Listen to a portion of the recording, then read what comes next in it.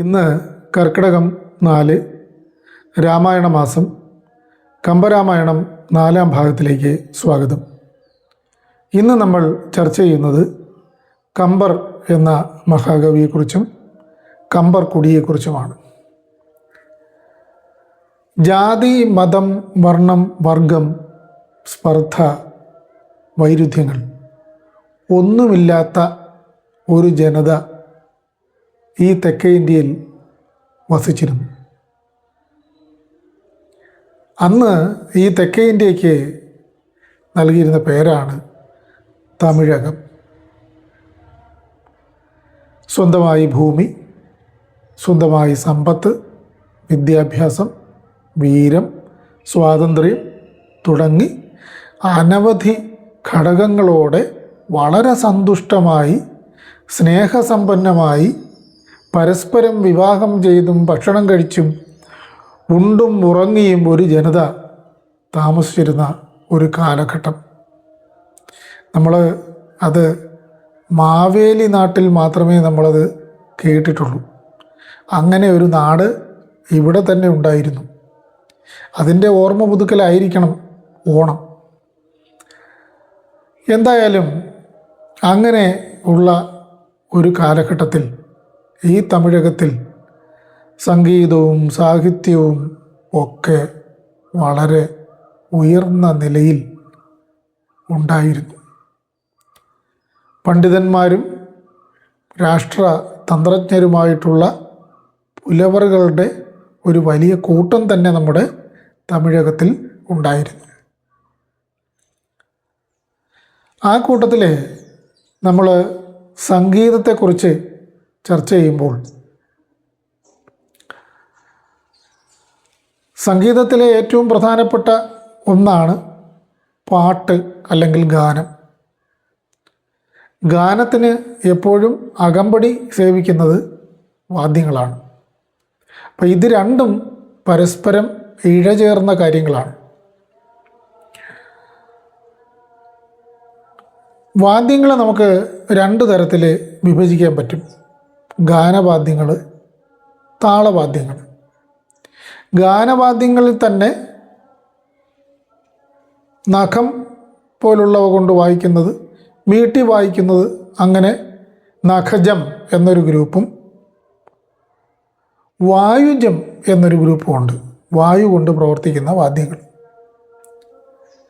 ഇനി താളവാദ്യങ്ങളെ എടുത്തു കഴിഞ്ഞാൽ ചർമ്മജം, ലോഹജം എന്നിങ്ങനെ 2 തരത്തിൽ നാദങ്ങൾ പുറപ്പെടുവിക്കുന്ന വാദ്യങ്ങളും ഉണ്ട്. ഇതിൽ കുഴൽ വാദ്യങ്ങൾ വായിക്കുന്ന പ്രഗത്ഭരായിട്ടുള്ള ഒരു ജനതയുണ്ടായിരുന്നു.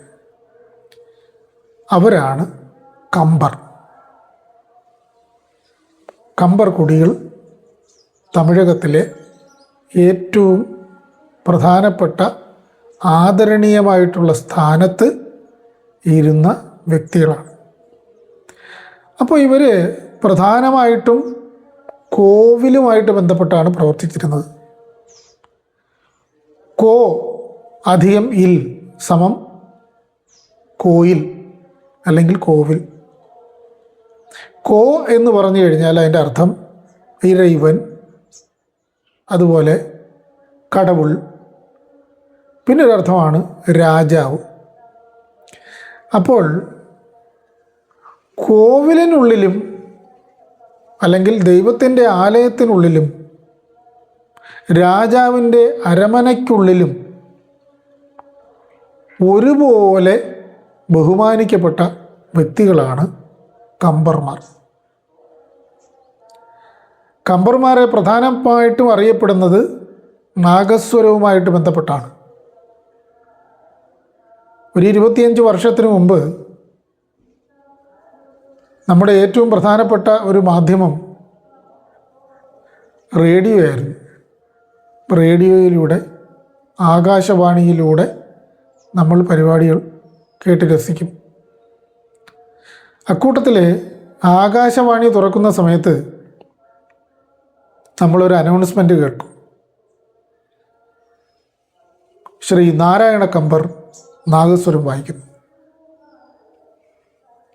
അപ്പോൾ അദ്ദേഹം 1 മിനിറ്റ് കൊണ്ട് ഒരു രാഗത്തിൻ്റെ എല്ലാ ഭാവങ്ങളും ഉൾപ്പെടുത്തിക്കൊണ്ട് നാദസ്വരത്തിലൂടെ ആ നാദം അങ്ങനെ പുറപ്പെടുവിക്കും. അത് കേൾക്കുന്ന നമ്മൾ അന്നത്തെ പ്രഭാതം വളരെ ഹൃദ്യമായിട്ട്, സന്തോഷമായിട്ട്, സമാധാനമായിട്ട് ആരംഭിക്കും. അങ്ങനെ ഒരു കാലഘട്ടം ഉണ്ടായിരുന്നു. ഈ പറഞ്ഞതിൽ നിന്നും, കമ്പർമാരുടെ ഈ ചരിത്രത്തിൽ നിന്നും അവർ ഈ തമിഴകത്തിൻ്റെ അനിഷേധ്യമായിട്ടുള്ള ഏറ്റവും പ്രഭാവം ഉള്ള ഒരു ജനതയായിരുന്നു എന്ന് നമുക്ക് മനസ്സിലാക്കാം. അടുത്തതാണ് സംഗീതവുമായി ബന്ധപ്പെട്ട മറ്റൊരു വിഭാഗം. അതാണ് ചർമ്മവാദ്യങ്ങൾ, തോലുകൊണ്ടുള്ള വാദ്യങ്ങൾ. ചർമ്മവാദ്യങ്ങൾ വായിക്കുന്നതിൽ അതിപ്രഗത്ഭരായിട്ടുള്ള മറ്റൊരു ജനതയുണ്ടായിരുന്നു. അവരാണ് പറയർ. പറയർ എന്ന് പറയുന്നത് ഒരു ടൈറ്റിലാണ്. അത് വളരെ വിശാലമായി ചർച്ച ചെയ്യേണ്ട ഒരു കാര്യമായതുകൊണ്ട് അതിലേക്ക് കടക്കുന്നില്ല. നമുക്ക് സംഗീതവുമായി ബന്ധപ്പെട്ട കാര്യങ്ങൾ മാത്രമാണ് ഇവിടെ പറയുന്നത്. പറയർ കുടിയിൽ ഇസൈ പറയർ എന്നൊരു വിഭാഗമുണ്ട്. പറയർ അനേകം വിഭാഗങ്ങളാണ്. അതിലൊന്നാണ് ഇസൈ പറയർ. ഇസൈ എന്ന് പറഞ്ഞാൽ നാദം എന്നാണ്.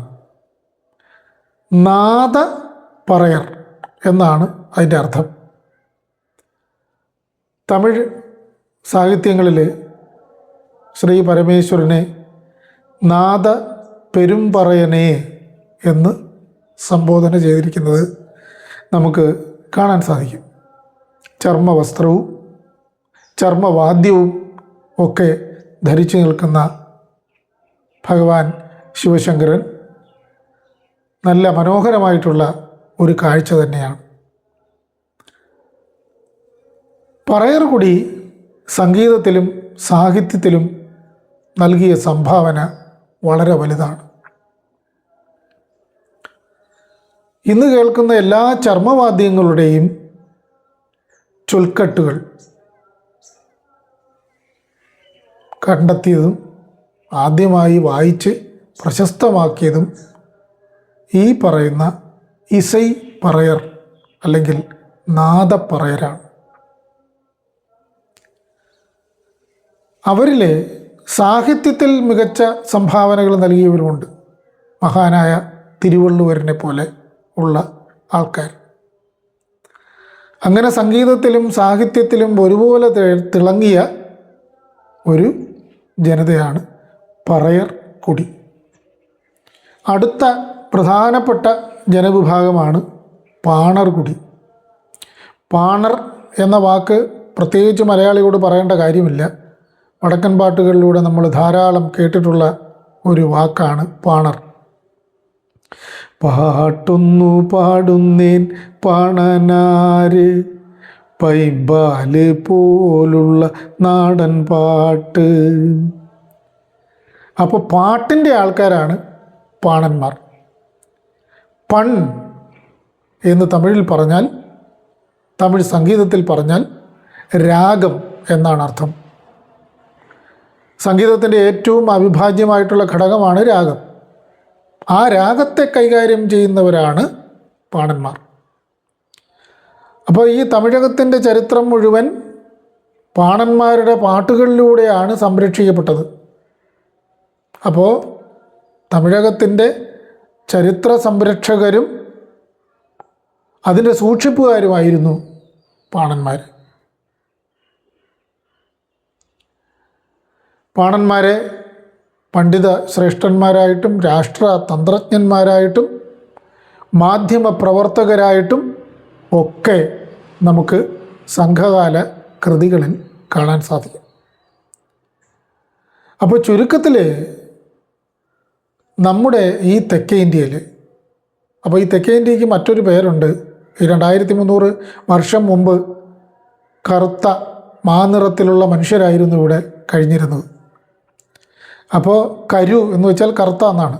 കരു, നാട്, അകം എന്ന് വെച്ചാൽ കറുത്ത ആൾക്കാരുടെ നാടിൻ്റെ പരിധി, കറുത്ത ആൾക്കാർ താമസിക്കുന്ന ഭൂപരിധി, അതായിരുന്നു തെക്കേ ഇന്ത്യ. അപ്പോൾ അതിൽ ഇപ്പോൾ നമ്മൾ പറഞ്ഞ കമ്പർ, പറയർ, പാണർ തുടങ്ങിയവർ സംഗീത ലോകത്തിന് നൽകിയ സംഭാവന വളരെ വലുതാണ്. തമിഴകത്തിൻ്റെ സംഗീതകലയെ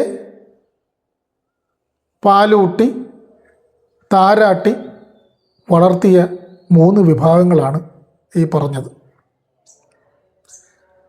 അപ്പോൾ ഇത്രയും ശ്രേഷ്ഠമായിട്ടുള്ള ഈ കരുനാടകത്തിൻ്റെ സംഗീതം, കരുനാടക സംഗീതം വിശ്വപ്രസിദ്ധിയിലേക്ക് ഉയർന്നിട്ടുള്ള ഒരു സംഗീത പദ്ധതിയാണ്. അതിൽ നിന്ന് നമ്മൾ മൊത്തത്തിലൊന്ന് വിലയിരുത്തി കഴിഞ്ഞാൽ, ഒരു രാജ്യം അതിൻ്റെ കീർത്തിയുടെ ഉച്ചിയിൽ എത്തണമെങ്കിൽ അവിടുത്തെ ഓരോ ജനതയുടെയും ബുദ്ധിയും ശക്തിയും അവരുടെ കഴിവുകളും എല്ലാം കൂടി ഒരുമിപ്പിച്ചെങ്കിൽ മാത്രമേ സാധിക്കൂ. ഒരു വിഭാഗത്തിനെ മാറ്റി നിർത്തിയിട്ട് മറ്റൊരു വിഭാഗത്തിനെ ഉയർത്തി നിർത്തുന്നതുകൊണ്ട് യാതൊരു കാര്യവുമില്ല. എല്ലാവരും തുല്യരായിട്ട്, എല്ലാവരെയും തുല്യമായി പങ്കെടുപ്പിച്ചുകൊണ്ട് ഏതൊരു രാജ്യമാണോ മുന്നോട്ട് വരുന്നത് ആ രാജ്യം പ്രശസ്തിയിലേക്ക് ഉയരും. ആ രാജ്യത്തിൻ്റെ മൊത്തം സംഭാവനകളും അവിടെ കാണും. അപ്പോൾ നമ്മൾ ഇന്ന് ആചരിക്കുന്ന ജാതി, മതം, വർണ്ണം, വർഗം എന്നൊക്കെയുള്ള കാര്യങ്ങൾ എത്രമാത്രം പ്രതിലോമമാണ് എന്ന് ചിന്തിക്കേണ്ടിയിരിക്കുന്നു. അതാവശ്യമുണ്ടോ എന്ന് ചിന്തിക്കേണ്ടിയിരിക്കുന്നു. അതിനെ തള്ളിക്കളയേണ്ടതല്ലേ എന്ന് ചിന്തിക്കേണ്ടിയിരിക്കുന്നു. കാരണം ഇത്തരം കാര്യങ്ങൾ ഇതുപോലുള്ള ഒരു ജനതയുടെ ഏറ്റവും മൂല്യമുള്ള പല കാര്യങ്ങളും മൂടി വയ്ക്കുകയോ പാർശ്വവൽക്കരിക്കുകയോ കളയുകയോ ചെയ്തിട്ടുണ്ട്. അതുകൊണ്ടാണ് എല്ലാ ജനതയുടെയും പ്രത്യേകമായിട്ടുള്ള അവരുടെ കഴിവുകൾ ലോകർ അറിയാതെ ഇരിക്കുന്നത്. അപ്പോൾ ഇത്രയും പറഞ്ഞതിൽ നിന്നും കമ്പർ എന്ന മഹാകവി, നമ്മൾ ആദ്യം അദ്ദേഹത്തിൻ്റെ ജീവചരിത്രത്തെക്കുറിച്ചൊരു ഐതിഹ്യം നമ്മൾ പറഞ്ഞായിരുന്നു. ആ ഐതിഹ്യം ശരിക്കും പറഞ്ഞാൽ ചരിത്രവുമായിട്ട് തട്ടിച്ചു നോക്കിയാൽ അത് ഐതിഹ്യവും അദ്ദേഹം കമ്പർകുടിയിൽ ഏതോ അമ്മയ്ക്കും അച്ഛനും ജനിച്ച ഒരു വ്യക്തിയാണെന്നുള്ള ചരിത്രവും നമുക്ക് ബോധ്യപ്പെടും. അപ്പോൾ ഒരു കാലത്ത് എന്തൊക്കെയോ മറയ്ക്കപ്പെട്ടപ്പോൾ ഇത്തരത്തിലുള്ള മഹാന്മാരായിട്ടുള്ള വ്യക്തികളുടെ മാതാപിതാക്കളുടെയും അവർ ജനിച്ച ആ കുടികളുടെയും ഒക്കെ കാര്യങ്ങൾ മറച്ചു കളഞ്ഞു. ഉദാഹരണത്തിന് തിരുവള്ളുവറിനും ഇങ്ങനെ ഒരു കാര്യം സംഭവിച്ചിട്ടുണ്ട്. അപ്പോൾ അതൊന്നും ഒരു രാജ്യത്തെ സംബന്ധിച്ചിടത്തോളം ശരിയായ കാര്യമല്ല. അതൊക്കെ കൃത്യമായി പറയുകയും എല്ലാ ജനതയിലും അത് എത്തിക്കുകയും പരസ്പര സ്നേഹവും സൗഹാർദ്ദവും വളർത്തി മുന്നോട്ട് നീങ്ങുകയും ചെയ്യേണ്ടത് ഇന്നത്തെ കാലഘട്ടത്തിൽ അത്യന്താപേക്ഷിതമാണ്. അപ്പോൾ നമുക്ക് അടുത്ത ഭാഗവുമായിട്ട് ഇനി വരാം. 5-ാം ഭാഗത്തിൽ വളരെ വിശേഷപ്പെട്ട കാര്യങ്ങളാണ്. വളരെ സന്തോഷം, വളരെ നന്ദി.